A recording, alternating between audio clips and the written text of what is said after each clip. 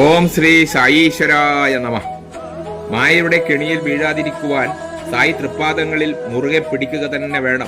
തന്നിൽ ശരണാഗതി നേടിയ ഭക്തനെ സായീശ്വരൻ ഉചിതമായ വഴിയിലൂടെ നയിച്ച് അവന് ആവശ്യമായതെല്ലാം നൽകും. മാത്രമല്ല അവനെ സംരക്ഷിക്കുകയും ചെയ്യുന്നു. സായീശ്വരന്റെ ദിവ്യ കഥകൾ കേട്ടാൽ മനം ശാന്തമാകും, പ്രാരബ്ധ ദുരിതങ്ങൾ ഒടുങ്ങും, അഹംബോധത്തിൽ മനസ്സിലുള്ള വലിയവൻ, ചെറിയവൻ, നിസ്സാരൻ തുടങ്ങിയ ഭാവങ്ങൾ ഇല്ലാതെയാകും, കോപാദി വികാരങ്ങൾ നശിക്കും. സായിയുടെ കൃപ ലഭിക്കുന്നതോടെ വിശ്വാസം ഉറക്കും, ഭക്തി വളരും, മായ കെട്ടിയ കെട്ടുകൾ പൊട്ടും.